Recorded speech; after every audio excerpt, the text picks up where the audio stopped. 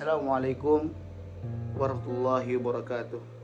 Nama Asyirul Akbar NPM 7202115. Saya di sini akan meresum materi resum dan gairah kerja, yaitu semangat dengan kegairahan kerja pada hakikatnya adalah perwujudan moral kerja tinggi, bahkan ada yang mengidentifikasikan secara bebas moral kerja yang tinggi adalah semangat dan bergairah kerja, yang dimana kita dalam bekerja harus mempunyai semangat yang sangat bagus. Ketika kita tidak bersemangat dalam bekerja, itulah upaya yang kita kerjakan sehari-hari tidak akan bermanfaat bagi orang lain. Makanya ketika kita ada di perusahaan atau dimanapun, semangat adalah paling utama dalam pribadi kita, yaitu gairah kerja merupakan suatu rohaniyah atau perilaku individu, tenaga kerja, dan kelompok yang menimbulkan kesenangan mendalam pada diri tenaga kerja untuk bekerja dengan niat untuk mencapai tujuan yang lebih ditetapkan oleh perusahaan, yang dimana kita dalam bekerja harus mempunyai gairah yang lebih semangat daripada yang lain. Agar kenapa? Dari perilaku dari individu kita memiliki potensi yang sangat bagus, dan juga bisa menempatkan dalam perusahaan yang sangat baik untuk memperlihatkan kepada masyarakat bahwasanya inilah perusahaan kita memiliki tenaga kerja yang sangat bagus. Aspek-aspek semangat kerja, kegairahan atau antusiasme, yang dimana kita harus antusias dalam bekerja. Ketika kita melakukan sebuah kegiatan dalam perusahaan, kita harus mempunyai gairah yang sangat semangat untuk menimbulkan kepada teman-teman kita, untuk menarik pada teman-teman kita, karyawan-karyawan lain yang lebih semangat dari kita. Seperti itu kualitas untuk bertahan dalam suatu perusahaan. Pasti ada namanya penurunan karyawan. Ketika kualitas dari salah satu teman kita, maka akan timbul dari diri kita sendiri untuk lebih semangat, untuk lebih gairah untuk bekerja. Seperti itu. Tiga, kekuatan untuk melawan frustasi.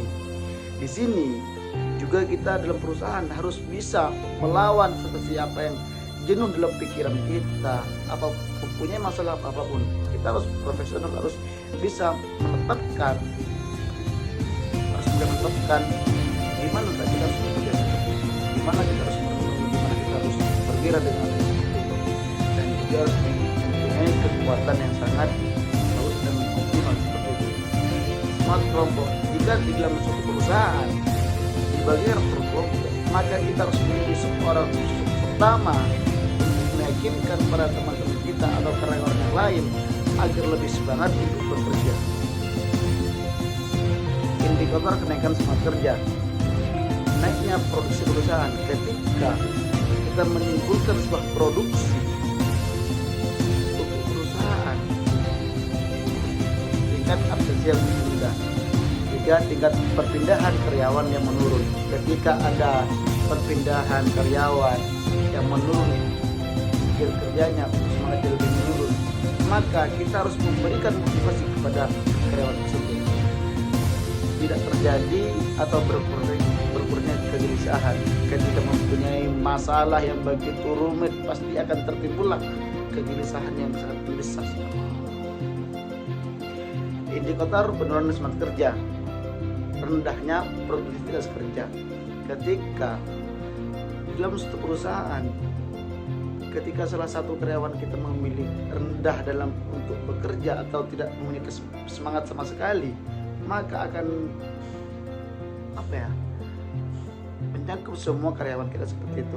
Tingkat absensi yang naik atau tinggi, tingkat perpindahan karyawan yang tinggi, tingkat kerusakan yang meningkat, kegelisahan di mana-mana, tuntunan yang sering terjadi, pemukulan terhadap karyawan. Cara meningkatkan semangat kerja, gaji atau upah yang cukup. Lah, di situ yang sering terjadi kepada karyawan yang sering juga semangat kerjanya semakin menurun ketika mendapatkan gaji yang tidak sesuai dengan kerjanya, maka karyawan itu akan menurun atau kegairahan dalam kerja itu tidak sesuai dengan apa yang kita lakukan seperti itu. Juga memenuhi dan juga harus memenuhi kebutuhan rohani. Sekali-kali perlu menciptakan suasana yang santai ketika bekerja apapun, ketika kita ada dimanapun, kita harus selalu santai, tidak boleh berobsesi harus bekerja tergesa-gesa seperti itu. Makanya dalam bekerja itu harus santai, relax dan fokus. Agar kenapa? Agar tujuan yang kita tuju agar tercapai. Tempatkan karyawan pada posisi yang tepat. Ketika sebuah karyawan memiliki potensi ada di bidang elektronik atau bidang komputer, janganlah taruh di gudang untuk bekerja barang-barang yang tidak dia ketahui seperti itu. Pemberian investasi yang terarah fasilitas menyenangkan. Ketika di dalam perusahaan tidak ada fasilitas yang menyenangkan, maka juga di sana bisa menurunkan gairah kerja.